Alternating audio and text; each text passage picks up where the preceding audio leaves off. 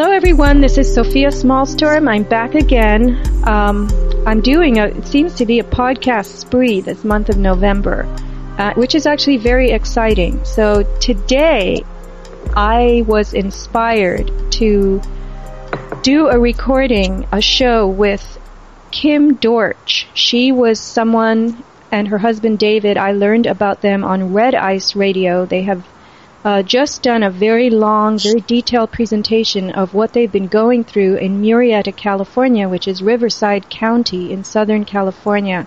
And I have to say, I listened to this thing absolutely transfixed. I couldn't turn it off. I don't know if it was Kim's presentation, the details, a combination of both, but it was absolutely, what's the word? It just pinned me down in my chair. And then it started a whirlwind of thoughts. I had to contact them. I had to get to know Kim and David. I had to offer whatever I could in the way of help. And I wanted to do a show. And so the Red Ice show is entirely free, 146 minutes of it. And I urge people, if you want the full history, go there.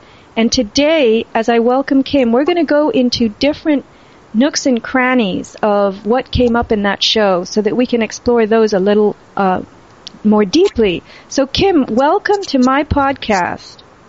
Thank you, Sophia. I really appreciate the opportunity to get more of this story out there and keep the momentum running, hopefully a little bit, from doing the Red Ice radio show. We feel so blessed and fortunate that Henrik and Lana were willing and wanted to promote this story and help us out. We have gotten quite a few donations from doing that show, and we are just overwhelmed with gratitude that we have the next few payments that we will need to give to our civil rights attorney to help us continue to fight back against the injustices that have occurred against our family.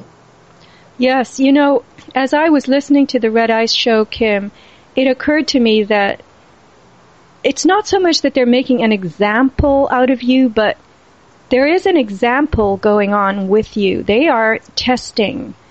They are testing the tolerances of a family. They're testing economic tolerances, psychological tolerance. And it grabbed me in a way that I hadn't really understood.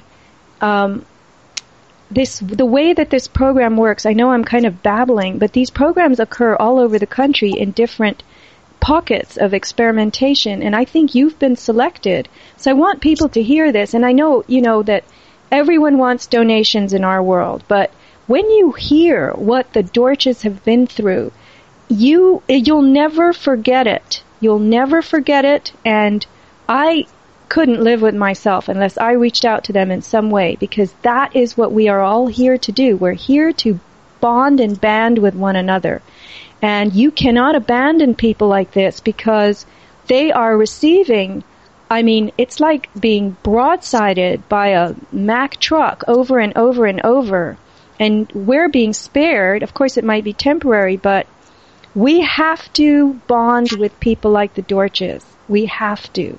So that's my call to you. And consider it a spiritual thing if you want to, or a psychic thing. Don't walk past this. This is very, very important.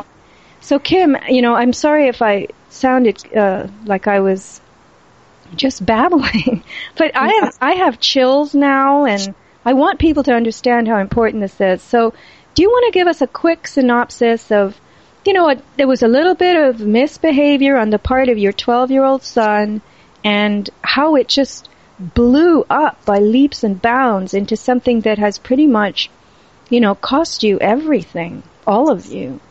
It's pretty incredible to even wrap our own minds around it sometimes, even though we've been living it blow by blow since March 14th of 2013. As you mentioned, our 12-year-old son was engaging in some naughty behavior. And in today's world, normal childhood behaviors. Not that what my son did, is something that every 12-year-old child does, but it is extremely common. But my point is that life for children and for this generation that we are living in has become illegal, quote unquote. Things that would never have merited the level of blowback by law enforcement and governmental employees, in different capacities in the county, in the city, in the state, have just, it's off the hook. And what my son got in trouble doing was graffiti in the neighborhood in which we brought him home from the hospital in the year 2000. I have on my hands a millennium baby. And this child has had some special gifts since he was really, really little. I didn't expound upon this type of thing at all on any of the other shows that I have done, but I am going to mention some things on your show, Sophia. And that is, from a very, very young age, Zack could see people's auras. He could remote view. And he's had some really, really interesting experiences as a young child. Some of that has dissipated. It's harder for him to access some of those things now. But there is a definite spiritual component to what is going on with my family. And exactly how spirit, source, the universe is going to ultimately use my family in these times in which we live is yet to be revealed in perfect, right, divine timing. Well, Kim, I'm covered with goosebumps, and it's supposed to be a hot day. So I never expected you to get into this, but it makes it all the more gripping. Can I ask you, how did you know that Zack could see auras? How did he explain this to you or describe it? The way my husband and I were raised extremely fundamental Christian in what would probably be considered by most to be a sect, at the very least. And so this was not something that was on our radar whatsoever. If anything, the things that our son told us when he was, starting around 3 years old, we didn't even really know what to think. What led us to know that he was seeing auras, and I didn't even at that point didn't know exactly what that was.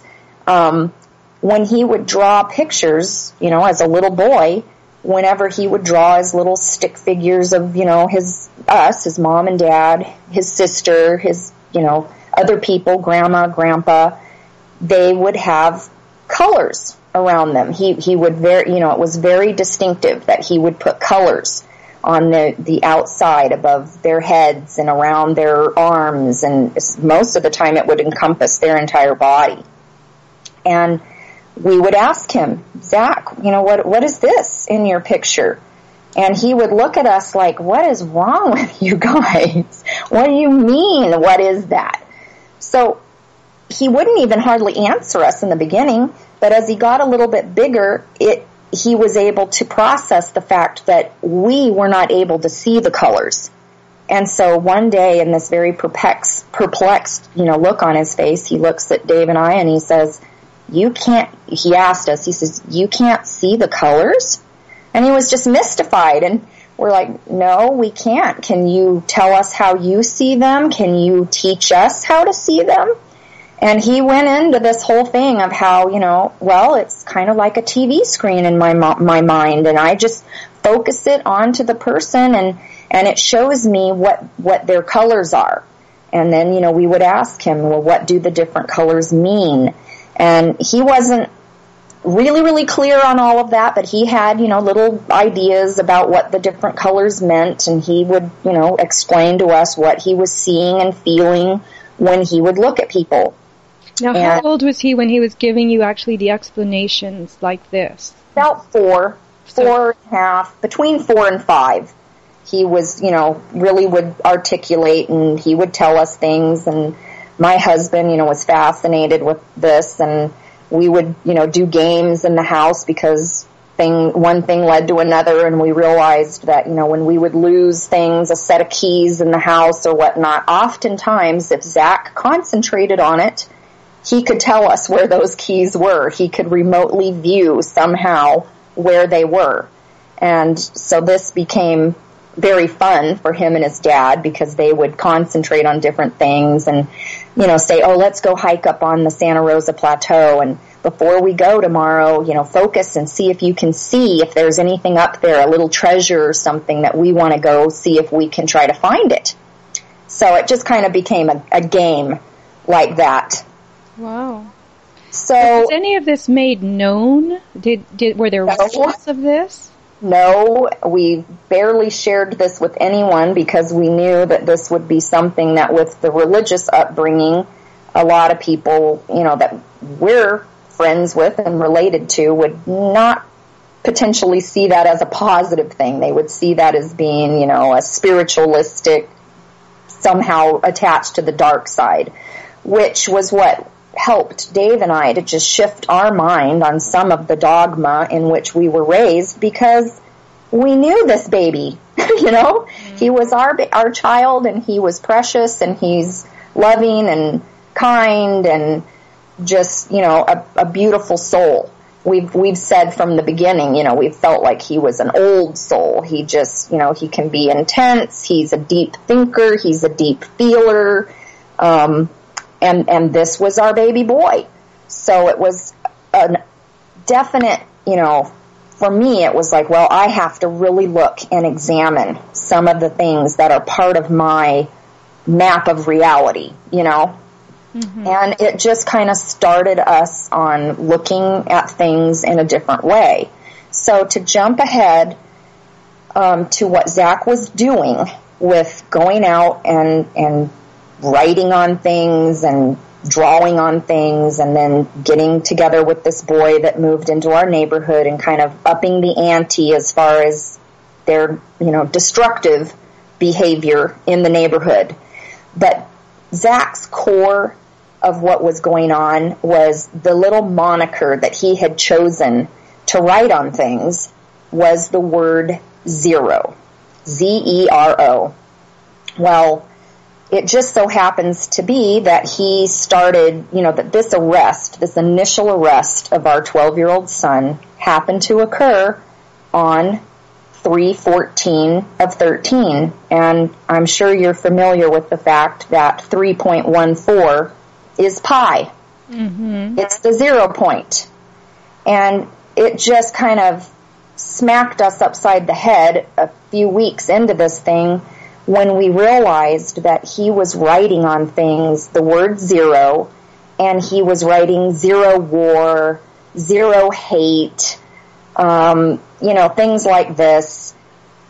There was some sort of, in his immature 12-year-old boy mind, he thought he was putting a message out there some way. I mean, this was not a malicious, destructive, I hate the world, I'm disturbed, it wasn't from that kind of a motivation, is my point. And as this thing has progressed, there have just been a lot of things that have continued to add up in this vein of that this is spiritual warfare that's going on, and it's on a lot of different levels. Now, why do you call pi the 0 point, please? Well, I'm not sure. Maybe I'm, misguided on that, but I thought that it has some relationship to the circle, the 0, I see, yes, because pi is a measurement it's part of the formula in geometry for how to measure circumference and correct of a circle. Yes, and 3.1413 something is pi, and it's an infinite decimal. Correct. So I see now. Okay, so that does fit. There's a little sacred geometry going on here. There are some things going on in layers, so to speak. And, I have no definitive proof that Murrieta, California, the Temecula-Murrieta Valley, Riverside County, is a quote-unquote test site for certain things, but I have some intuitive, strong suspicions that this area has been chosen to see how far a pretty, this is a bedroom community. There's very little industry here. There's a mass exodus out of here every morning where people commute back to San Diego County, Orange County, into San Bernardino County. Of course, some people live and work here in the valley, but the mass majority get up in this bedroom community. That's why it's called a bedroom community. And they leave, and they're gone all day, and they come back at night. So this town that we've lived in, it was only 32,000 people when we moved here in 1999. Our population is now 105,000. And, in the meltdown of 2008, we, were in such a said economic crisis that we have reduced teacher, numbers in our school district. We are down to a reduced week at school. We're... Is that right? What is the school week now? Well, they have only... basically, it's 4.5 days of school per week now. Each school, they kind of stagger them so that not all of the kids are out at the same time on the same day. So different schools have a different day that is their short day. Okay, so Zack, your son, what I'm getting from what you're saying is that he was compelled to put this word zero out as a message to the world, and he was using public, or maybe not public, but walls in view of the public, and he was painting or writing on them on a regular basis. And what I learned from the Red Ice show was they would be cleaned up by the city, and he just took that as carte blanche to start again and express himself all over. Pretty much. Yeah, and I see this. I walk the beaches here, and there is a cliff or two where in charcoal or sometimes other, I don't know what it is, paint, young people will spray all kinds of stuff, their names and who they love and blah, blah, blah, and little drawings, big drawings. And then the town cleans it up. And so some days you'll walk by and it'll be a big, huge sprawl of writing and drawing, and then you'll come back a month later and it's all clean, and then it's repeated. Right. And, of course, I'm sure that on some level this is a no-no, it's a crime, but I guess your son was observed. Was he observed on a regular basis, and then he was finally arrested as a minor, and they attached a term to it that increased the severity of what he was doing. They called it tagging. Yes, there was a progression. As far as, this thing started on the 14th of March. He had been doing this. He, under coerced, interrogation. He confessed all of this as any scared 12-year-old kid would do. This is to be expected when you are arrested by big police officers in military gear.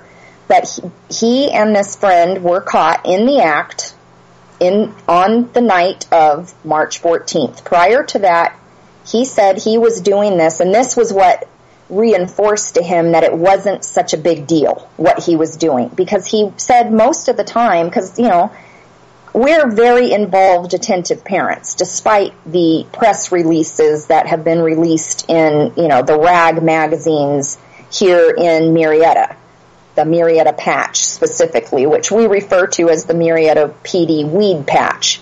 It is just a mouthpiece for them. It is no semblance of any conscientious journalism whatsoever. But my point is that Zack was doing this most of the time on days that I worked as a nurse down in San Diego County, and he rode the bus on those days. He would get off. He was on the main street up through the neighborhood area where we live, which is a pretty big thoroughfare, And he would be doing this on the electric boxes and whatnot, and cars would be zipping by and they wouldn't even toot their horn. He, because we spent a lot of time asking him, what were you thinking? What was your motivation? Why did you feel you wanted to keep this a secret from us and from your sister and, from anybody else and things like this? And he just kind of looked at us like, I really didn't think that, World War III was going to start because I was writing on the electric box on Nutmeg Avenue. And what was he writing with? Was it a spray paint or something? Well, he used different things. We didn't have spray paint. He went through whatever little bit of spray paint we had in short order. He mainly used washable Crayola markers. He did use occasionally some indelible ink pens, but most of it that we went out and further tried to clean, it literally came off with a squirt of natural cleaner and a Mr. Clean sponge. A lot of it was that small. Now, when he became friends with this boy who had moved into our neighborhood, who, whether this is true or not, I have no way of knowing, but he bragged to Zack that he was, quote unquote, in a tagging crew when he lived in Texas. And so what those two did together kind of took things more to what you would possibly describe as more, destructive, bigger, spray painting across a neighbor's fence. But the point is, there was no permanent damage done ever. Right. And what happened to the other boy? Was he arrested as anything, did he have a story? He was arrested with my son that night, and as soon as he told the police officers that his father was a gunner in the Marines, they totally changed their attitude towards him, because at first it really seemed to be almost racial profiling. When they caught these two boys in the act, my son being extremely small for his age, and this other boy who was already 13 was very big for his age. He already looked to be 16 years old at 13. And he was biracial.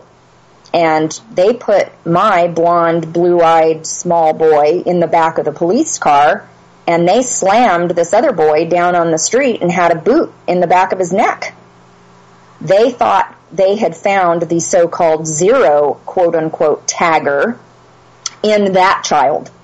And when that reality didn't fit the preconceived ideas of the police officers, they were actually very shocked that Zack was the one who said, no, it wasn't him. I've been doing this off and on since I was in the 5th grade. Oh. And he fully admitted to what he had been doing. He, was remorseful. He was crying. He was scared out of his mind because, they wouldn't let us in there. They wouldn't let an attorney in there. So we found out the hard way that we do not have any rights to our children when the father, nanny, state decides that they are going to remove your privilege to be the quote-unquote parent, because we really aren't. And we have learned that, the code in which they were charging Zack, he's considered an adult. Well, when you retained an attorney, I was also very shocked to hear this, that you paid a retainer of $5,000. You retained this woman to represent your minor child, and yet she wouldn't have discussions with you. She said, basically, you're not my client, the child is. And well, we hired her between, the March 14th arrest date.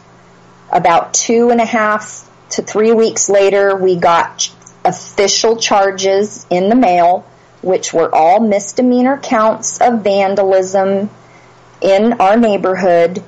And we knew that they were going to go after us because the police at the police department that night when we showed up, they told us, we're going to get $15,000 to $20,000 out of you for the damages that your son has done. And we're thinking, $20,000? I mean, we live in this neighborhood. We drive through this neighborhood. There's no $20,000 worth of damage in our neighborhood. Right. Well, that's neither here nor there, but we hired her between that time. And of course, when you're meeting these people, they're just wonderful. They're going to save the day. They're talking, derogatorily towards the Murrieta Police Department and, how overstretching they are and that they're ridiculous and there's no way they're ever going to get this amount of money out of you. They always trump it up and make it really, really high so that they get something in the end, so to speak. And she was just great until our house was invaded by SWAT on April 20th, over 5 weeks later, after this child had confessed and he had been charged with, supposedly what he had done. And that is when everything blew up. And when we called Zack's attorney, Sharon Cosgrove, we thought she would do something to help us. I mean, this child did not do what they accused him of doing. And even if he had, it didn't merit a SWAT team invading an American home for 7.5 hours and not allowing my husband and my daughter and her boyfriend to leave the house for the full 7.5 hours. They were under arrest. This police department never provided an arrest warrant for anyone in my home except for Zack, who they rearrested out of a dead sleep for the same crime he had already confessed to 5 weeks earlier. And that's where this nightmare really starts, because this attorney that was representing Zack did nothing to rebut those additional charges, which were completely and totally false. And we were not represented properly by her. She, as soon as we were asking certain types of questions, that she said, well, this isn't the forum for that. You just have to go through this process, and then you can sue, and you can do this, and you can try to hold them accountable. But we can't do that at this point. Well, that just doesn't even make any logical sense in the entire world. You cannot have carts running around down at the courthouse that are not being pulled by horses. So this has been my husband and mine's argument from the very beginning, is how can you start persecuting and prosecuting our family when we are saying you came into our house on a false warrant on its face, you have never produced any probable cause, you were obviously not really after our 12-year-old son, who had bawled and cried and confessed in full 5 weeks prior. They were after something else. That was very clear. They didn't go into Zachary's room first when they invaded our home. They went into the master bedroom. They cleared the master bedroom, but then that remained their focus for the rest of the day. Not that they didn't tear up the garage and the refrigerators and the freezers and the drawers and the shed beside, the pool equipment in the backyard, and on it goes. Literally. When you say tear up, you mean they actually ransacked and dumped? They did. They absolutely did. They went, they're supposedly there to find further evidence that my son has committed another graffiti crime, which now they are trumping it up to felony level charges and calling it tagging, which is a legal term which is attached to gang activity. And I'm telling you, these police officers are not the brightest bulbs in the box, but they're not that stupid either. They did not in any way, shape, or form, I do not believe, ever think that our son was any kind of gang member. This was just an excuse to get a warrant from a judge who doesn't probably even read them, and allowed this police department to pick up a closed case. Their gang task force expert, quote unquote, Brendan Carney, who, the affidavit for getting this search warrant is his CV and all the experience he supposedly had and all the training he's had to be this gang task force expert. But for all of this training that the taxpayers' money has supposedly, gone to, he cannot figure out that our son isn't a gang member. And, this child went to school every single school day between the 5 weeks between the initial arrest and the home invasion. They could have come and questioned him at school. They could have come and questioned him again at the house at any time. We already had an attorney. They could have contacted our attorney. They could have said, we want to ask your client some further questions. We think nothing like this. Well, let's switch gears a little bit to look at this from a different angle. Obviously, your son was not a gang member. You were attentive parents. You just didn't happen to know that he was doing his little graffiti thing. And they come in on the April 20th with the SWAT team, and they raid your house. And then it becomes known to the public that your son was this, that, or the other thing. So don't you think this is public perception management that they're really interested in? Yes. Yeah. I do. Go ahead. Yes, I think that a lot of this was, I'm not sure what their plans really were, but I'm not sure if you're aware, but 4/20 is National Marijuana Day. Mm-hmm. And I'm not at all sure, but whether or not these police had started their, NSA level spying, looking at, Dave and I, because we questioned them that night at the police station. We could not understand in any realm of reality how our 12-year-old child, who had never been involved with the law, he had never even attended detention at school. How is it that you can instantly suspend our parental rights? They told us they could, by law, suspend our parental rights for up to 6 hours, and that our child had, quote-unquote, waived his Miranda rights. And I'm telling you, when we had our son write his own affidavit to try to, get our memories down on paper, I wasn't exaggerating when I said he couldn't spell the word, because he did spell it wrong. We haven't had a TV in our home since our son was 7. He doesn't watch episodes of Cops.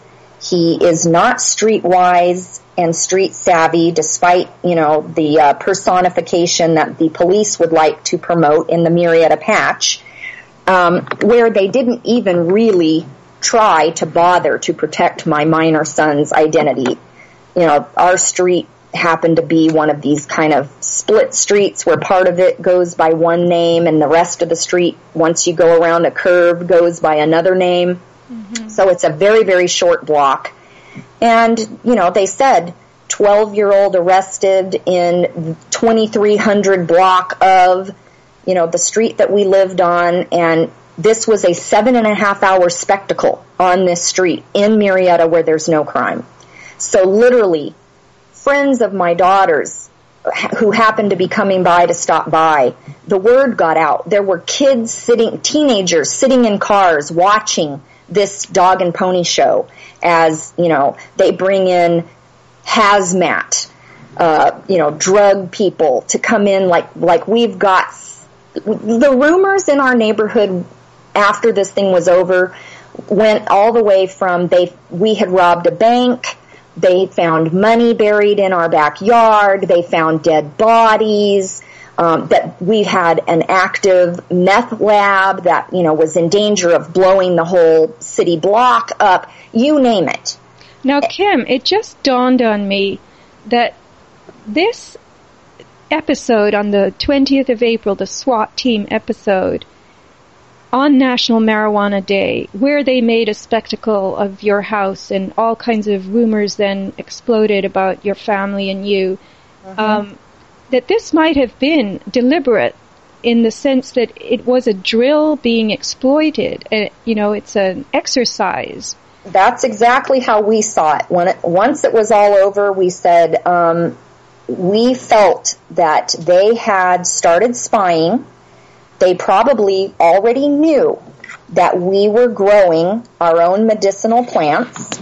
I'm a nutritional therapist. I'm an RN. But I believe in the medicinal properties of cannabis.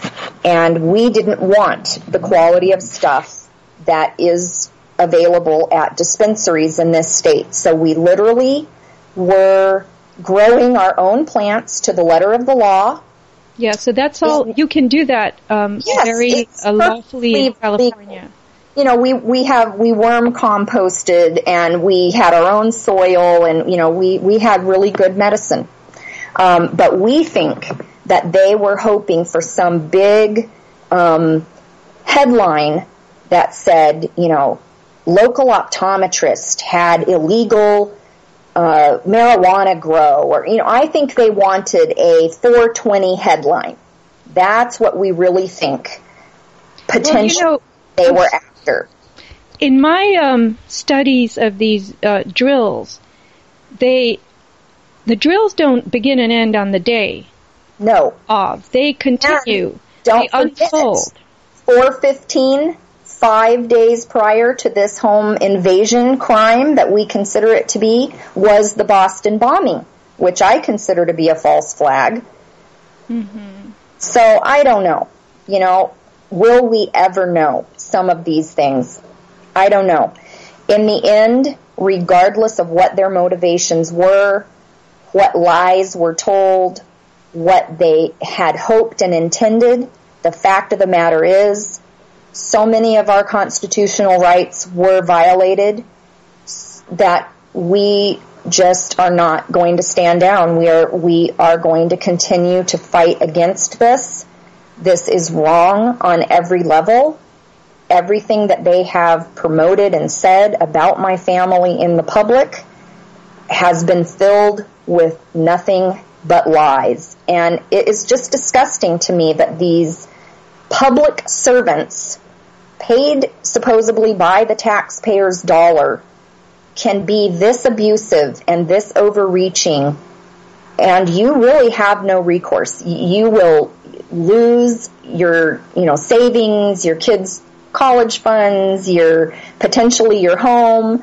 You know, it just, where does it end? And how many people are they going to do this to before our friends and neighbors realize that if they don't get up off of the couch and do something to help, it's going to come to them. It may not be in the exact same guise that they, you know, trumped up for us, but if we don't unite together, this is going to continue. It is continuing. The latest statistics that I can find are that this is happening. Home invasions by a SWAT team are happening across America in differing, you know, city capitas 100 times a day.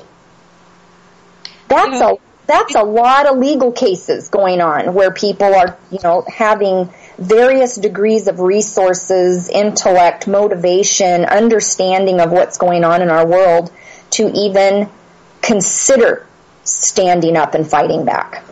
Well, I think, as I said before, these are exercises, and the exercises unfold. They continue after the day of the exercise, and this is their observation process of a situation they've created. They found your family to be vulnerable in certain respects, and they then tagged you and came in and made a spectacle and published false information about you, and the idea may be just to see how much and what you can do, and sort of shape for others the extremes to which the state is willing to go, the extremes to which you have to tax yourselves and expend yourselves to defend yourselves. And, you know, somewhere in the middle, there's going to be, it's very Hegelian, there's going to be the genesis of a public body that accepts this and that shapes and molds itself accordingly. I call it pretzeling, which is a term used, I think, in psychology when you are, for instance, associated with a very extreme personality. It could be in your family, somebody you marry. You will bend and adjust yourself to that person's dictates without standing up for yourself. And they want the whole society to pretzel to them. Yes. And these experiments that they're conducting, all these SWAT invasions, are part of a, nationwide program to maybe just observe and kind of tabulate what people are doing and are willing to do. And you guys have fallen maybe on the side of the spectrum of the very few who have been willing to forego, sacrifice everything. I mean, I heard Henrik say on Red Ice that you've lost your house. That's pretty extreme. Well, I want to, clarify that we were in the process for years trying to get a modification on our home. What I think that is the point to concern people is we know we have no privacy in this country anymore. They can NSA spy. I mean, all of these different lettered names of these things, these bills that have passed that take more and more and more of our God-given rights, let alone our, civil rights that have supposedly been given to us through the Constitution and the Bill of Rights. They've been completely suspended since the towers fell at 9/11 and the Patriot Act just happened to be ready, to be published and to be passed. And I think that along with, looking at what we were learning about on the internet and different things we were, investigating and researching personally, I think that they saw that we had been advised by an attorney who was trying to help us get a mod on our house to stop paying our house payments. This is nothing new in Southern California. There's 10 houses on every city block since 2007 that have been in some, stage of foreclosure or modification or people trying to sell and move. And I mean, it's just been a nightmare in California and in this nation in general. So we had, on the advice of an attorney who was trying to help us save our house that we had lived in since 1999, we had tucked away those house payments, thinking that if we got the mod, we'd have to turn around and pay that thing back up and get a new loan on our house. So we think that they saw this nest egg. We think that they, were spying on multiple levels. And like I say, how and when will we be able to prove all of this? We're doing, investigating, and our civil rights attorney is working on different angles to uncover some of this, but it remains to be seen what we will be able to prove. I'm not sure I understand what the modification thing. Well, my point is that Murrieta PD didn't directly cause us to lose our house. Mm-hmm. What they caused us to lose was, we were in the end able to do a short sale, is what it actually came down to. We were not able to save our residents and maintain our family home and the home that my children had, the only home they've ever known. So you're talking about a loan modification. Correct. So we did, in the end, lose that home to a short sale. Okay. And what we feel prompted some of that was they wanted this money. It all boils down to money. Mm-hmm. I mean, at every turn they would tell us, they bragged to my husband after this 7.5 hours of torture on 4/20 that he would be getting a bill from the county for that for no less than $20,000. Mm-hmm. That never happened. I mean, we blew back. We started filing things when this attorney that we hired for Zachary would not help us one iota to hold these people accountable, to put the horses before the cart and say, look, we can't proceed with Zack's issue until we deal with the fact that Murrieta PD just invaded these people's home using their child as an excuse. And to this day, they have yet to produce the probable cause that they told the judge they had to get that search warrant. They've never produced it. Now, does that attorney still represent Zack? He is fortunately done with his adventures, we hope, in crime and the courts. Mm-hmm. And he finished probation on December 30th of 2013. And we, wouldn't have had any contact with Sharon Cosgrove ever again as long as we lived, except that she took it upon herself, we think, to act as some sort of mouthpiece for the county. And then as things progressed with my husband, because at this point, we didn't trust anybody or anything, and attorneys were at the top of that list. And with the experience we had with Sharon Cosgrove, we felt like we couldn't do any worse representing ourselves. And at least we knew we could trust each other, and we could research things as well as we could, and we could try to proceed on through this nightmare to the best of our ability.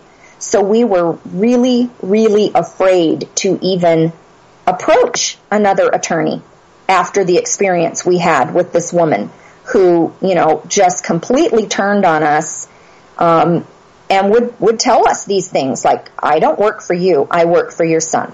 Yeah, that's amazing. I mean, she does in a way, but you paid her, and he's a minor. And correct. He's our child. He is a minor child. He should belong to us. He's part of our body.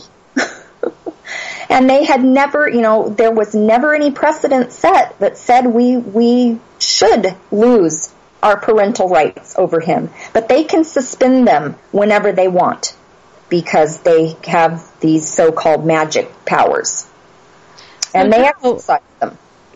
So now the flow of this has, the wave has grown bigger, and now they are persecuting your husband, right? Yes. As a criminal for having a meth lab. Well, they've called it a meth lab in their press releases. Of course, there is nothing in any of the official reports from the police that say they found a meth lab. In fact, their reports say that they tested multiple quote-unquote substances in our house. They must have tested every herb that I had as a nutritional therapist to see if it had components of meth in it. These guys can't think outside the box very well. And the bark that they did find in our house that has become the, issue that they're trying to prosecute my husband under as being illegal, is not meth. But that is how this thing has progressed. When they offered my husband a misdemeanor to lower this felony charge to a misdemeanor, he would have been perjuring himself, literally, because he would have been admitting guilt to having possession of methamphetamine. And let me tell you right now, this nutritional therapist and her optometrist husband, we don't even have or allow high fructose corn syrup in this house. We eat a traditional diet. We are very health conscientious and always have been. So meth never entered into anything. But this is what we have discovered, is that the county, if they can get people to plead possession to methamphetamine, there are federal programs where the county, the city, gets kickbacks for people who have been caught with possession of meth, so they can run them through these rehabilitation centers, and you get federal funding for that.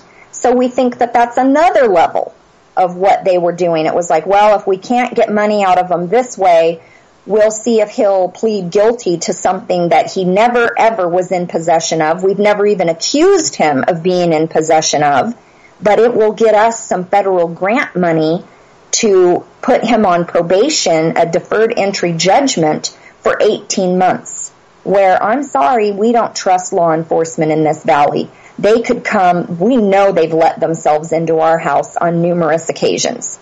We've come home and the door has been literally unlocked and open. And how do they get in? They just pick the lock? Well, they're police. They can get in. They've gotten into my car. They broke into my car. We go out to take the kids to school, and I was taking Dave to work to drop him off, and someone had gotten in the car and taken things out of the glove boxes and piled them in little piles and balanced. My daughter and I keep the emergency feminine protection in the glove box of the car, and they had balanced tampons on top of, piles of CDs and put them on the dashboard. And I mean, it was just ridiculous. It's ridiculous. Just harassment. It's incredible. It's just harassment. It's just to let us know they can get to us whenever they want to. And they so can. I have no doubt in my mind. They absolutely can. But it's also so juvenile. It's amazing that so much energy is expended to, blow something grossly out of proportion. And as you say, taxpayer money. Ha ha. Well, let me report this. One of the calls that Sharon Cosgrove made to Dave, she's not retained as his attorney. We wouldn't have retained her as our attorney if she had been the last attorney on planet Earth. But she called my husband on the night prior to Zachary's final hearing to come off of probation, happened to coincidentally coincide with the first hearing that was generated by booking at the jail. And so Dave was also required to be at the courthouse on 12/30/2013 at 7:30 in the morning. Well, Sharon Cosgrove calls us and tells us that we don't need to go, that they're going to be dropping these charges, that she has heard from the district attorney's office that they are going to be dropping these charges, and he does not need to present to the court on the 30th.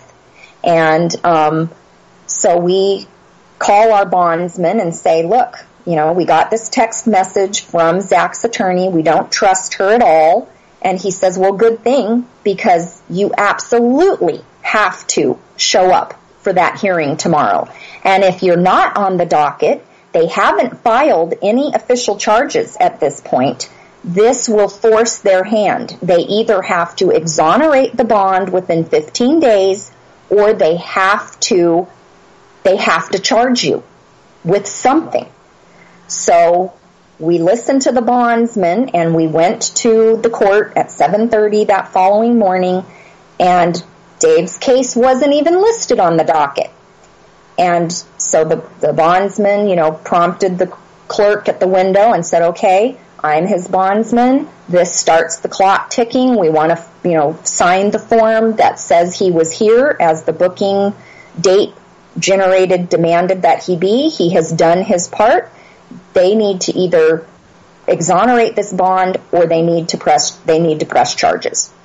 So on the 9th of January, again, Dave's phone goes off and there's a text message yet again from Sharon Cosgrove saying that call your bondsman.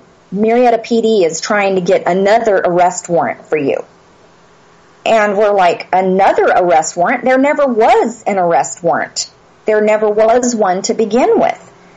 And we were terrified. We thought, they've arrested Zack 3 times for the same crime. Here we go again. We're going to have, Daddy's going to be a twin with Zack. We're going to be arrested for the same thing over and over and over again. Well, we decided that we weren't going to make this easy for PD or Riverside County Sheriff, because we had been told that the whole case had been turned over to Riverside County Sheriff on the 20th of April. Well, MPD, I guess, picked it back up. I have a suspicion that the sheriff's office just said there isn't enough evidence here. We don't want to pursue this. This is a mess. These people are fighting back. They're suing the sheriff, Stanley Sniff. They're suing the DA. They're suing the city. They're suing the county. They're suing the officers. These people are suing everybody. But they did try to get another arrest warrant. We know this to be true because when Dave did finally go to an arraignment, they produced a piece of paper that said they had applied for another $30,000 bond to arrest him again, and whatever judge they asked that for had the sense to deny them. Well, when we decided to leave town and not make it easy for them to arrest my husband again, we were driving down Murrieta Hot Springs Road, which is a main thoroughfare through this town, and we happened to live in a neighborhood off of it on the east side of Murrieta. When we got to one of the intersections well within the unincorporated part of Murrieta, a sheriff's officer was parked at the side of the street at an intersection that, we have to go down this road to go towards the freeway, to get on the freeway. And when we got to the red light, of course, it turned red. So we had to stop at the red light. Well, this sheriff pulls out and gets into the lane, and his light is green. And the entire time that his light was green, he played chicken with us. And he would just roll his car forward and then slam on the brakes. And roll his car forward and slam on the brakes. And he did that the entire time. His light was green until it turned red again. Ours turned green. We're, in the car with the kids. We're going to go to my sister's next door in San Bernardino County. And we're terrified. We're terrified. What are they going to do? I mean, they've made this whole thing up so far, so what are they getting ready to make up next?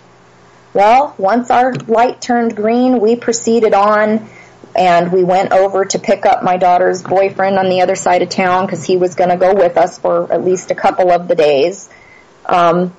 And when we were going out of the city limits of Murrieta, between Murrieta and Wildemar, there were 2 Murrieta PD on motorcycles sitting in the median right at the city limit sign.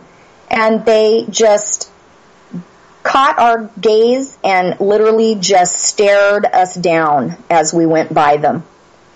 And they never did anything. We just left town, we went to my sister's, and we stayed with my sister until the morning of the court date, the last date that my husband represented himself pro se for the first attempt at an arraignment. And that was on January 15, 2014. And here we are in, November of 2014. And we have finally had a preliminary hearing a few weeks ago, and we're months and months and months into this, and it just goes at a snail's pace. It just takes your life over, and attorneys it takes hours and hours and hours of their time. And fortunately, the civil rights attorney that has also taken over Dave's criminal case, she is doing this out of ethical kindness and a desire to see this system changed and to hold some people accountable, or we wouldn't even be able to be at the point that we are, because we've exhausted our funds already. that's Great where we. That someone has stepped in to help you in this way. No doubt. She is an earthbound angel, to be sure. Yeah, I think it's pretty amazing that there are good people out there who will, show the right side of the legal system, because it is said that attorneys don't work for their clients, they work for the system, the courts. They're officers. They are officers of the court. There is no doubting that. And you can tell she is not one of their old boys club, and we like that. She does not treat us like Sharon Cosgrove. Let's put it that way. Yeah, and you had another criminal attorney in the interim who wasn't very helpful either. So you've been through so much. And how is it wearing on you? I'd like to know. I mean, what enables you to keep going and stay in good spirits? Because this would, zero, to use your son's favorite word, zero anybody out. Well, it has been a challenge, and I am not going to, promote some false idea that we have been, these stoic, heroic people from the beginning. We have had a lot of stress. This has affected us in many ways. We're 20 plus months into this, and we are consciously making decisions to do things to help ourselves deal with the stress of this situation and stay as healthy as we can while this thing is going on. But yes, it has left us all with some measure of post-traumatic stress disorder, my son being at the top of that list. I mean, he was a 12-year-old naive child who was doing something clearly wrong in his neighborhood. But we are not talking taking a life, killing an animal, permanently destroying anything. This was, basically corporate-owned walls and post office the mailboxes and electric boxes and the slide down at the park. And we don't condone what our son did. And he has learned a lesson for a lifetime, trust me. He's been forced to grow up faster than he should have had to. He has had to deal with the guilt of believing that he caused this to happen to his daddy.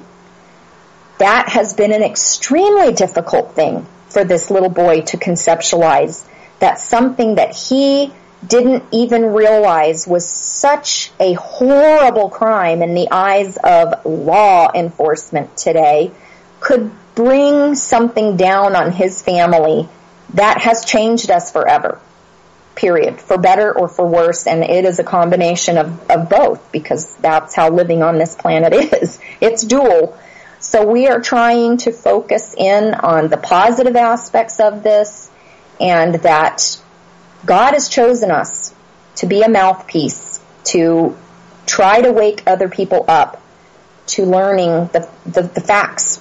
We do not have rights to our kids. We really don't have rights to our own body and our own life. We can't consume things that we want to consume as sovereign beings that happen to be living on this piece of earth. And it's just not right. And it begins there. It begins with, how is it that these so-called public servants have been able to pass laws, these legislators, that haven't been fought back against already? How is it that the state of California and most states in this union think that the state is the primary parent, and that is the march of what they want in this nation? It's nothing short of Marxism and socialism, fascism, whatever word you want to give to it. It is that police state march.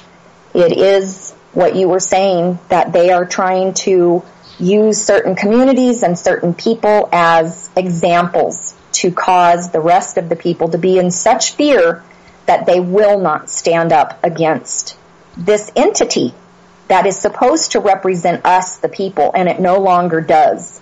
And it's turned into some sort of demonic black magic creature that is doing nothing but try to produce revenue for what I consider to be illegitimate. It's just completely illegitimate. It's unlawful. Let me read you a little quote from Dr. Mercola's daily newsletter. I don't know, he must have voluminous staff to write these things, because they come flooding into your inbox every single day. Yes. So this is an article about vaccines, basically, and he quotes Dr. Stephanie Seneff, I think her name is. Mm-hmm. What happened? Here I am scrolling around and I've lost. Oh, there it is. She's from MIT. She's a scientist. She's actually a very bright woman. She knows a lot. I've listened to some interviews with her. So Dr. Stephanie Seneff projects that half of all children will have autism by the year 2025. It costs approximately $70,000 per year to raise a child with autism, which is 3 times as much as raising a healthy child. Not to mention the emotional toll on the parents. 80% of marriages involving a special needs child end in divorce. Mm-hmm. So, I was mentioning this to a friend this morning on the phone, and he said, half of all children by 2025, where do they get that number? And I said, well, for one thing, the number isn't really the issue here. The fact is, in my mind, that given that they've told us how much it costs to deal with an autistic child, $70,000 per year, where do they get that number? But it is very, very expensive, and it's very taxing on you emotionally, and in terms of the time, factor also. But I believe that they will drop the age at which an autistic person becomes a ward of the state.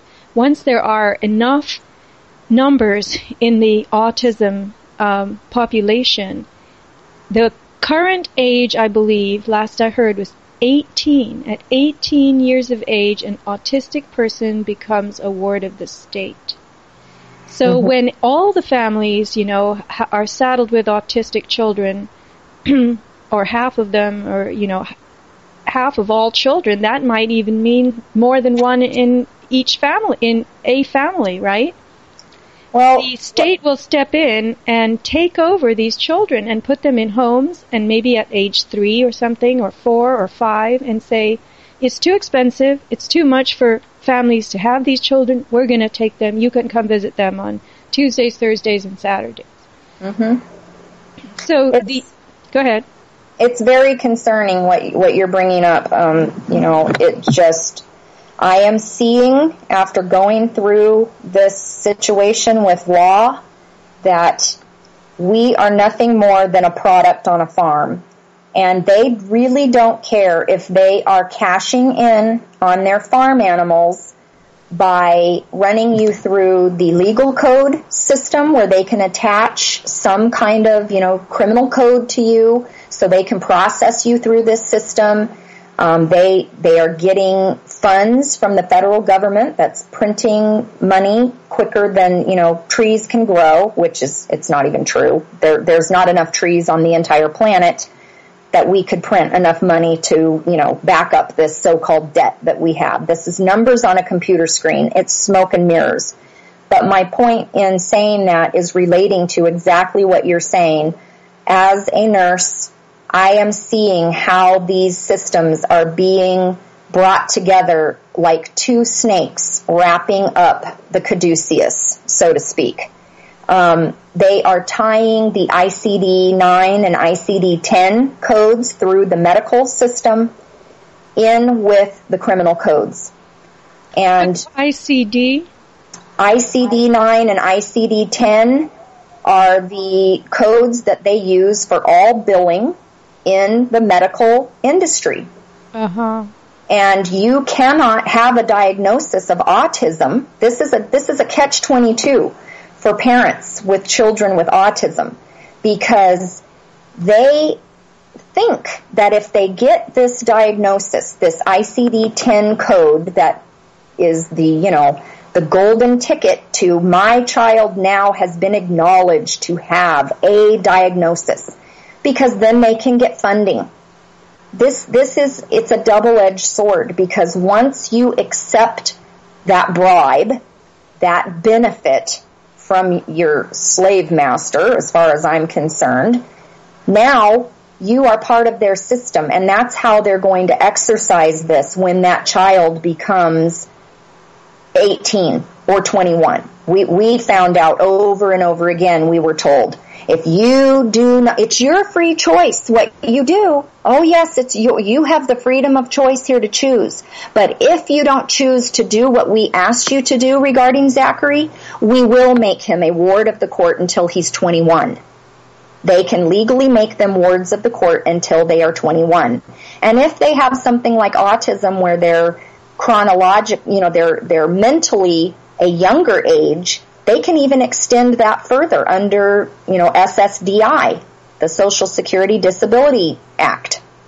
It's all about the money. You mentioned the Hegelian dialectic. I mean, this is it in its classic sense. They have produced these poisonous vaccines. They absolutely know what result they are going to get. And they have they know what the reaction is, and they've got the solution waiting and ready, and they are going to maximize it all the way to the bank on every level, at every step of the game.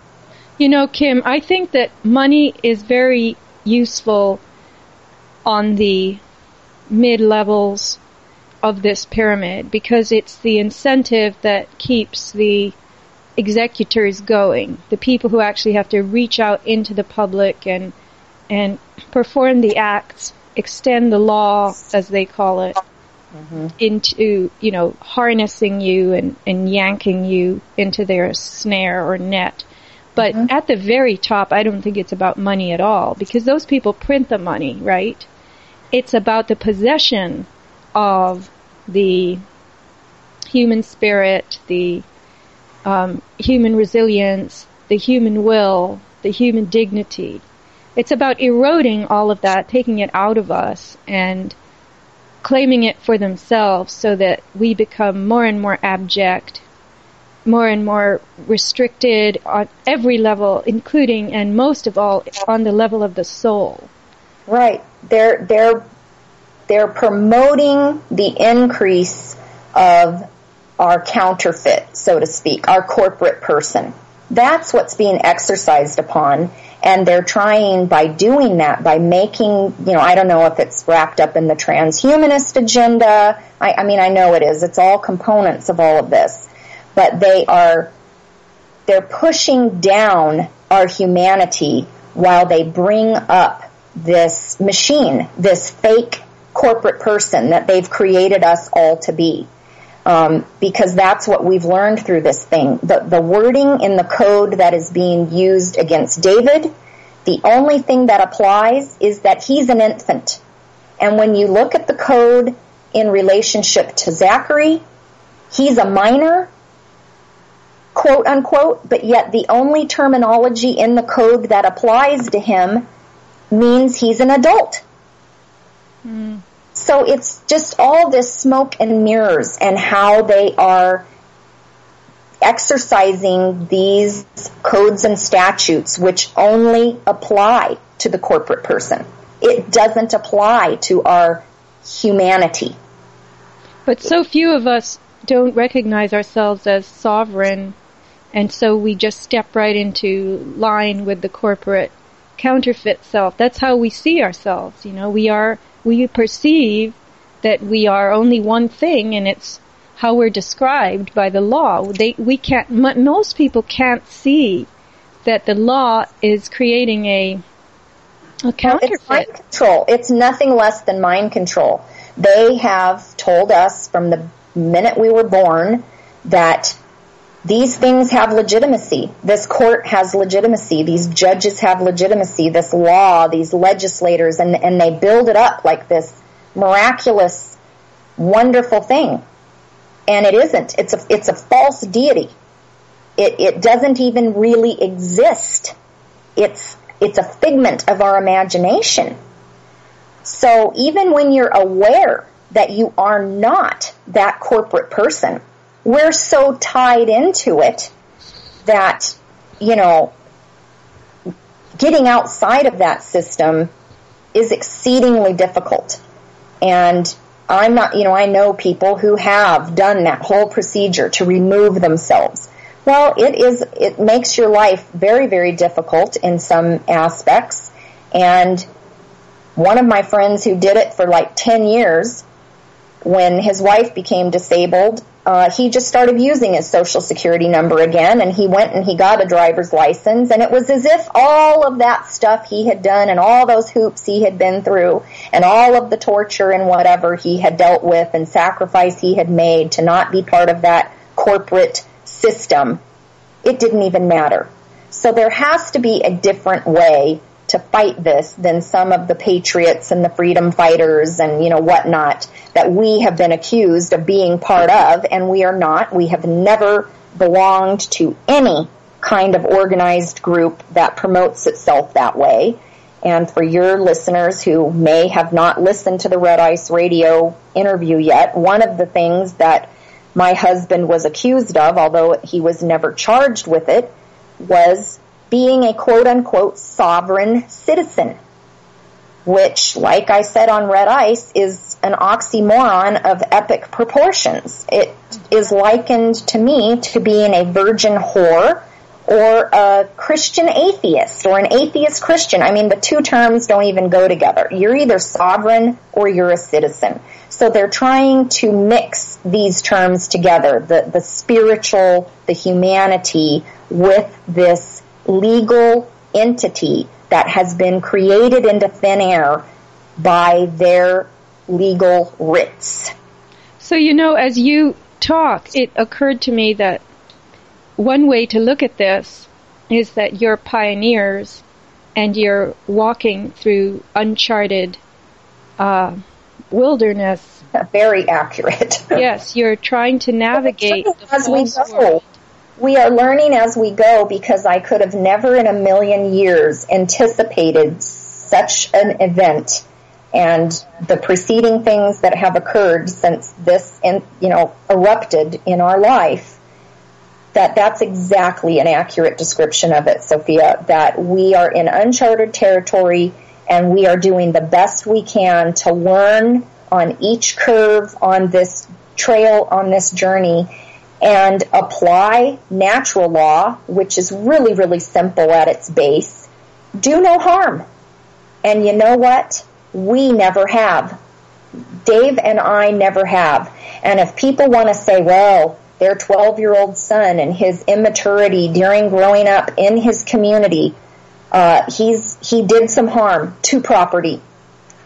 And we were trying to teach him, how are we going to, make this right? And we filed a document after Sharon Cosgrove wouldn't help us whatsoever to deal with this police department, this city corporation, this county corporation, the jails, all of it. They're all private corporations now. So their reason for existing is to make a profit. So, it's just too bad that we can't have a little more Mayberry and a little less Fallujah. And that is what I'm fighting for. I'm fighting for bedroom America, suburban communities to go a little backwards. Let's start going a little back towards Mayberry, where if the little boy is caught spray painting on the side of an electrical box, maybe we could talk to the parents. Maybe we could have a discussion before we implement our militarized police state training and treat a 12-year-old like they are a domestic terrorist. Well, what I was trying to get at when I mentioned the pioneers walking through uncharted wilderness is that if you recognize, as you do, that this is a false world with counterfeit selves that you're operating in, and you are real selves in a real world, but that real world isn't recognized and the false world is being imposed on you, then there must be a way for people to navigate the illusion, almost, the way that you would walk through a house of mirrors which distorts everything around you, but you can still get through it because you know how to read the distortions. So I think that's what you're doing, and that's your real journey. You're figuring out for all of us a way to move, to strategize through this as true people when everything and everyone around you is presenting as false people. But right. Because you are coming from the higher space, so to speak, you have the advantage spiritually, because you said at the beginning of the show that this is a spiritual thing, a journey, spiritual battle. You maybe would like to use that word. But I think that because you're in possession of that dimension of yourself, you and David and maybe Zack and your daughter, and you as a family, you certainly have that dimension, because I think you're all bonded in that way. Then the real message that Zack was painting on the wall may have been, I'm just going to ad-lib here, but that the zero is the nothing, false illusion that we are all accepting as real. And you, his parents, are going to explain to all of us, the listeners, that this zero, this illusory world is, as you mentioned it, enlarging the counterfeit and diminishing the real in all of us and in everything. So that's the message that Zack was putting out there, and he began the road on which you and David are walking to do this for everyone. Do you understand what I'm saying? I absolutely do, and you said it beautifully. It's kind of mind-blowing, really and truly. I mean, you're doing us all a huge, huge service, and that's why I think we should all be with you in every way, because you're the ones that are hacking through this wilderness. You're the first. I mean, there are others, but you are leading us. And we are willing, and we just ask for people who are of a like-minded spirit that want to see this planet change in our lifetime enough that I can, go to my rest knowing that things, at least the ship is turning. The big ship is turning. I'm going to do my best to do that because I know that my son made a mistake, but his motivations were not steeped in some sort of destructive, sinister, menacing energy. Right. He's a good little boy, and he is, he has a burden on his heart too, because he can see, that this world isn't where it needs to be. And I don't know what role this child has to fulfill during his lifetime, but I, as his mother and his father, my husband, we're going to do the best that we can to equip him to make moral decisions throughout his life that help to remove the chaos that we're seeing in this world, because that is natural law. When our actions, the action piece, is rooted in things that are wrong, morally wrong, they produce chaos. It's just as sure as gravity showing up. That is the way it's going to be. So if we can't, as a society, get back to some basics where we're living in harmony with the natural laws that the Creator put here, are embedded in each one of us, because all of our energy is connected. I truly believe that our hearts are connected. We are one. We are that 0 point. We are that circle. We are that we have to join together in making morally right decisions in the aggregate, so that we start through those actions to produce organization, harmony with nature, with the laws that are built into nature. And this counterfeit system that has been put over us and called law is anything but. It is not law, because it violates natural law. And it is creating nothing but chaos on this planet. And anybody who has been involved in this system, pretty much at any level, would probably stand up and say, Amen, because they've lived it and they know what a joke it is. Yes, and there's no straight way through it. You have to go through all these one-way turnstiles. You have to pay all this money. You have to wait till all these appropriate, gates open, and then everything you say is misinterpreted. And really, the real business of the court isn't done in the court at all. It is done back chambers. It is done in a little anteroom off of the hallway. When you go into the actual courtroom, it is an act. And when we have ordered the transcripts from the court, it literally lists it as Act 1, Act 2, and Act 3. Wow. It's an act. It's nothing more than an act. The real business of the court is not done on the record, so to speak. That has been our experience. Very few words are spoken on the record, and the rest of it is done in back chambers where we're not welcome, where we don't get to hear what's going on. And our attorney now, she tries to minimize that. She doesn't like the way that is. It's not an appearance. It is what it is.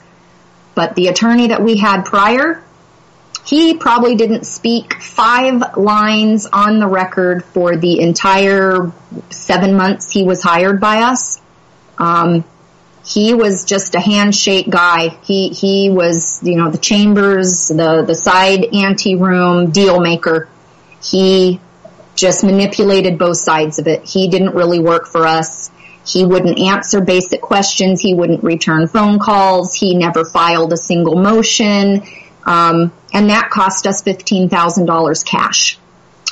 And we shall see if we ever get any of it back since firing him. He was late to court over 2 hours, 2 different times.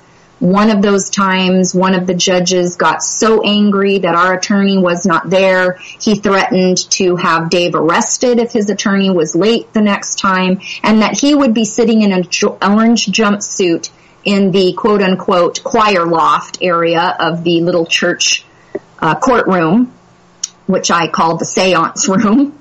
They literally have the area that would look like the choir loft in a church, and that's where the prisoners sit in their orange jumpsuits instead of, choir robes.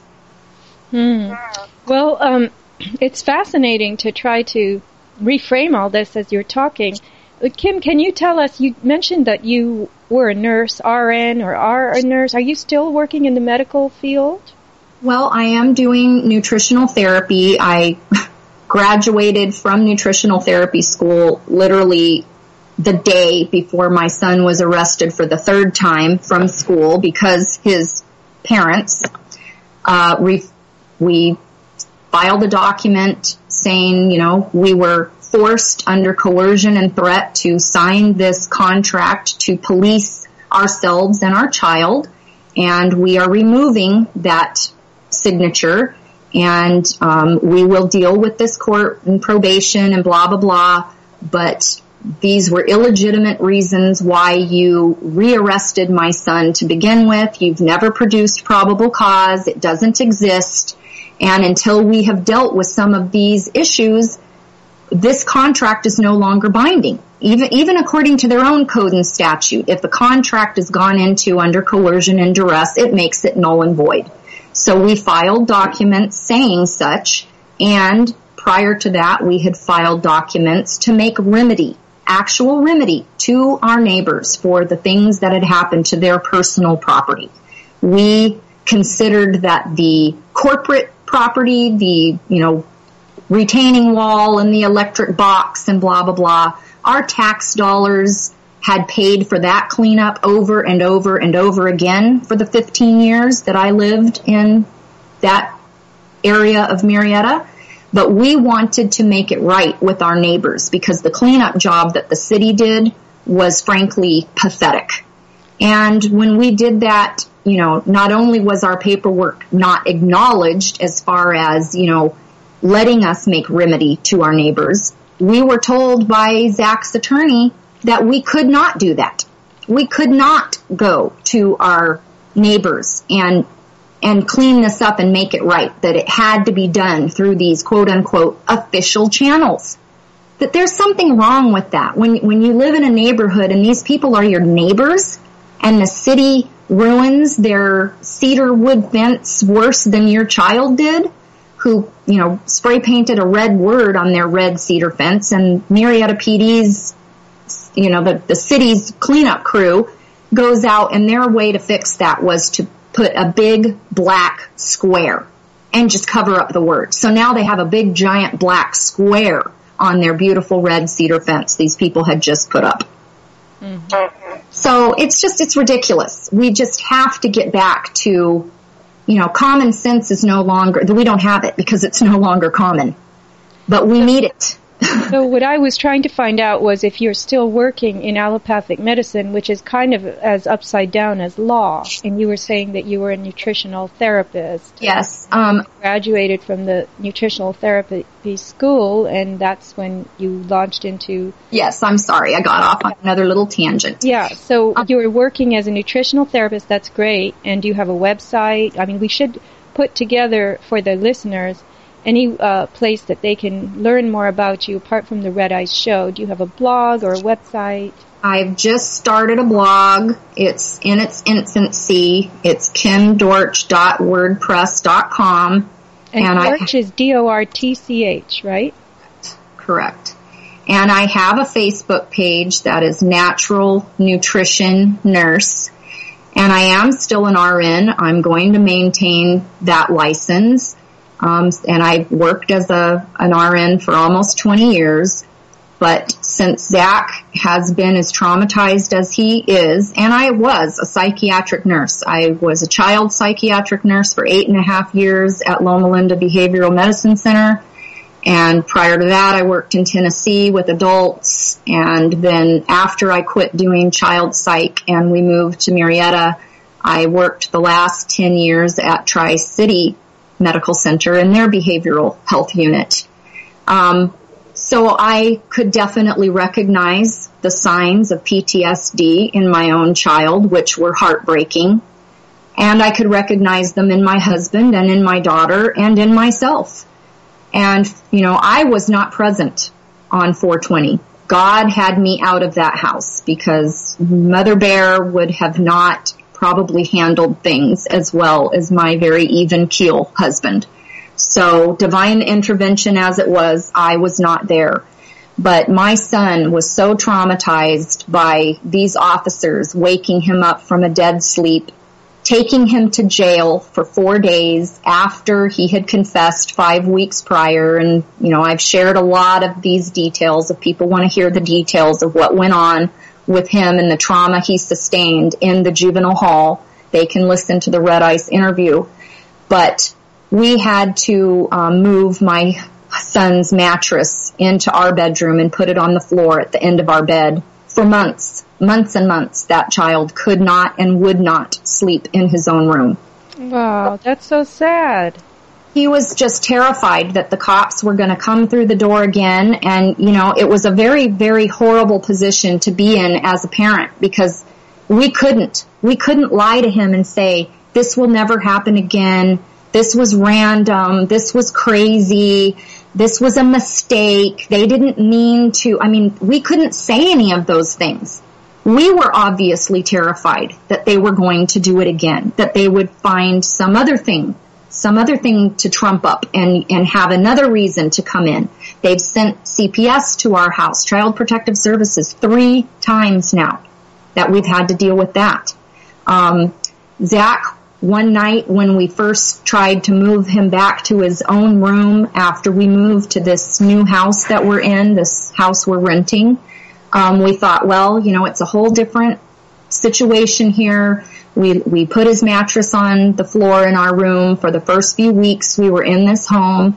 And then we, talked about it. And I was doing a lot of different kinds of therapies that I know to do as a psychiatric nurse to help him work through some of his terror.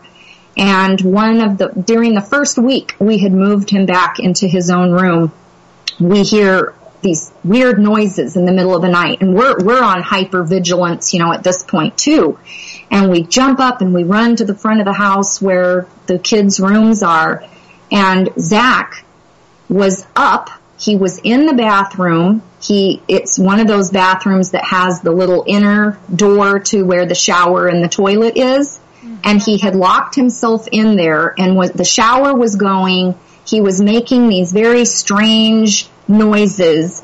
He was asleep. I knew he was sleepwalking. He was having one of these night terror type things that are associated with post-traumatic stress. And we had to break in, get a thing and try to, jimmy the lock and get in and try to gently wake up our child who is in a day. He doesn't even know what he's doing. Nothing like this had ever occurred in this child's life previous to this incident happening. So I'm not, there's more things that have occurred as well, but those are some of the ones that I'll just share. So to make a pretty long story a little shorter, I decided that I was needed at home more than I was needed anywhere else. And I quit my job as a psychiatric nurse at Tri-City, and I have been trying to, battle this legal case and start a business as a nutritional therapy practitioner. And in the middle of all of this, we did 1 year last year through a charter school, but, this is a whole nother one of my issues, and that is the Common Core that is being forced upon our children. So in addition to that, and all of the other hats I'm wearing right now, I've taken on doing homeschooling for Zack because it's not going to work anymore. I mean, these officers of the court came and kidnapped my child from a government school, and they didn't even have to sign a piece of paper to do so. I, as his natural mother, cannot go down to Thompson Middle School and take my son Zachary out for a tune-up on his braces without showing ID, going into the office and signing a piece of paper where the secretary can see, yes, I am Kim Dortch, and yes, I am picking up Zachary Dortch. But if the state says that your child violated some ridiculous contract, that they consider him to be an adult in a contract with the state, they can and will and do go to the government school, and they put your child in hand, wrist shackles and ankle shackles and march him through a principal's office out into a police car and take him back to juvenile hall for 3 more days because his parents didn't make some phone calls.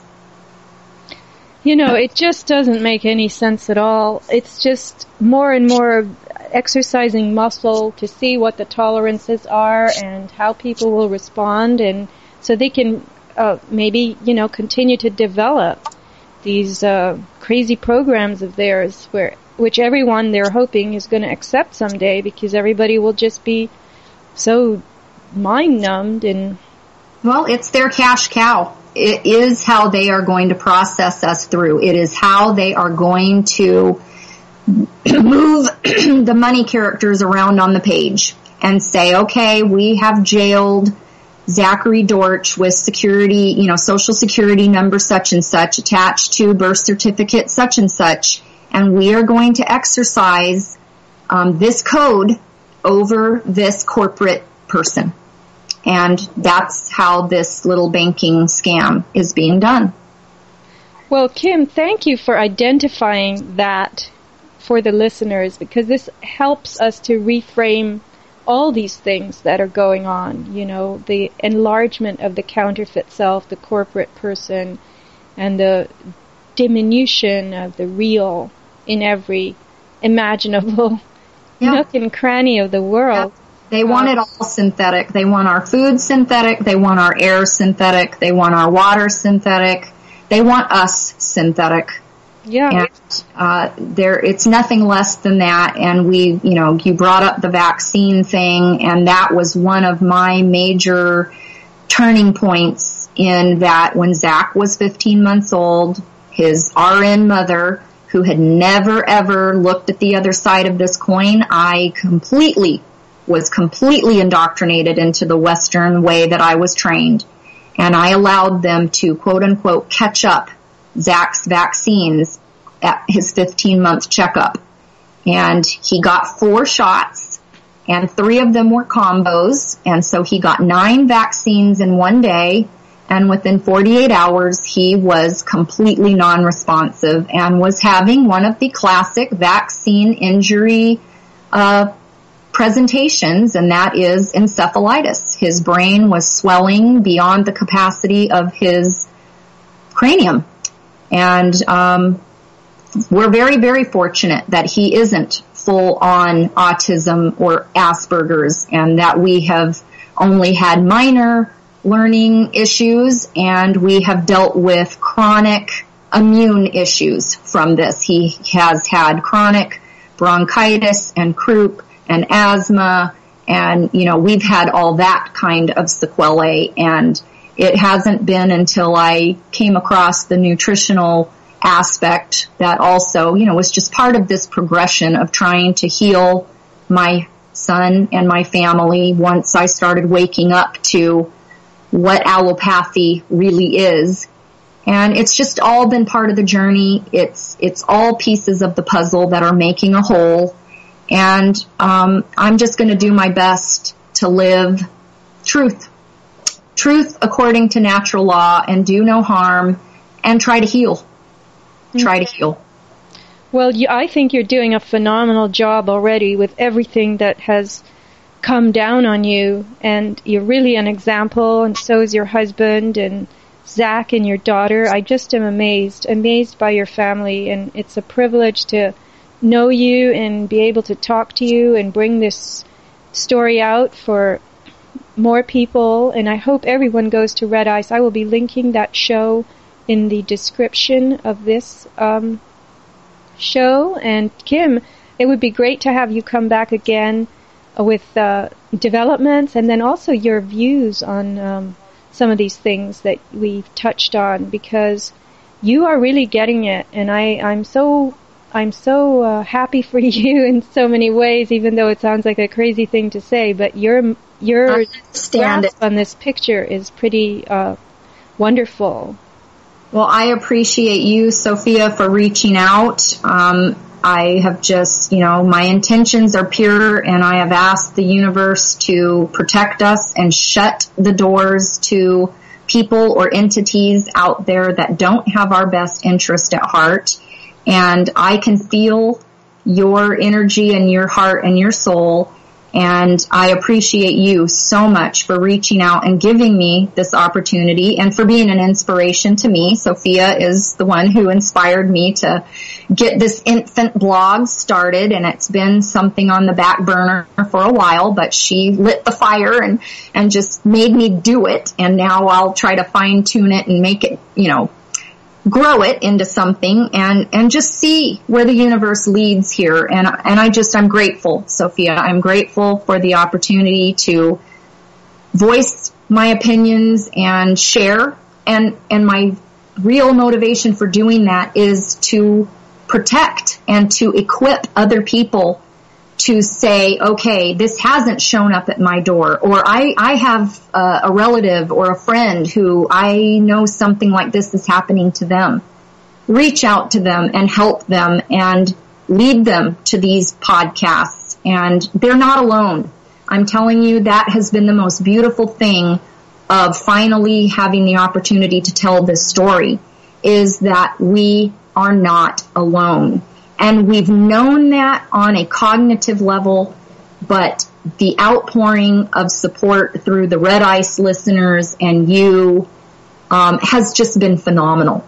It has been phenomenal, and it has just emboldened us and bolstered our spirits to read the beautiful, kind, encouraging words that you sent us and other people that had a similar ring to it. So we know we're resonating with people who, have evolved hearts to some degree, and we just want to help others have the tools to evolve right along with us and start creating a harmonic planet to coexist, co-evolve, and co-create on.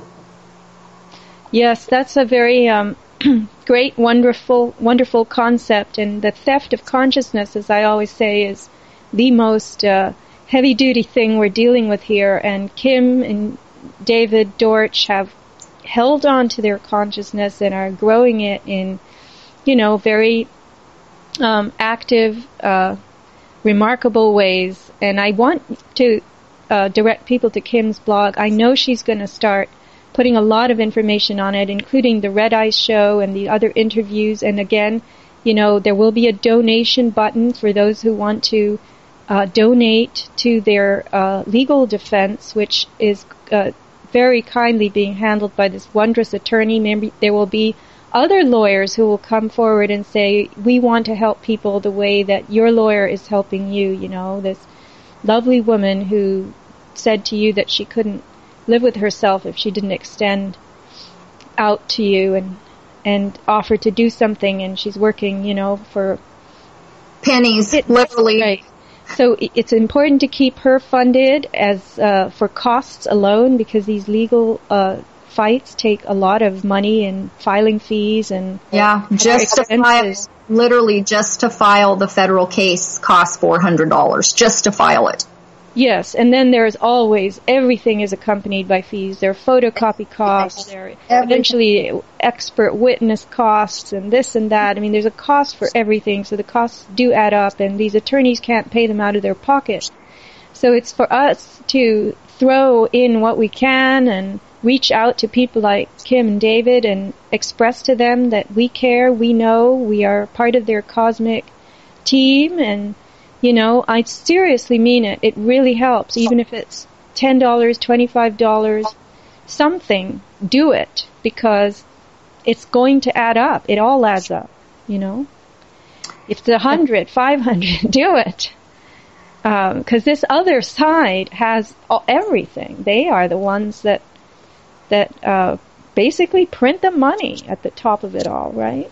Even the attorney that we have fired said he estimated that they've spent no less, that the county of Riverside and this DA's office and the police department have spent no less, he estimated, $75,000, and that was months ago. Wow. So it's incredible, the energy and effort that's put into these experiments, because I think that's what they are. They're live drills, ongoing drills to test the tolerances of the people, and then those tests are implemented in a broader application of the same. Agreed. So Kim, thank you. I'm very excited to see how people will respond to this show. I'll be letting you know. You and I will be in contact, and I'm sure you'll make many more new friends now. And it's the little bit that I could do to help. So we're all in it together. Thank you so much, Sophia. I appreciate you so much. All right. Well, until next time, be very strong and know that you have the natural resilience active in you, and you're not going to succumb and become a bunch of counterfeits in Murrieta, and we all look up to you for that. Thank you. We gather strength from that. All right. Well, we'll talk to you again. Thank you, Kim. Uh-huh.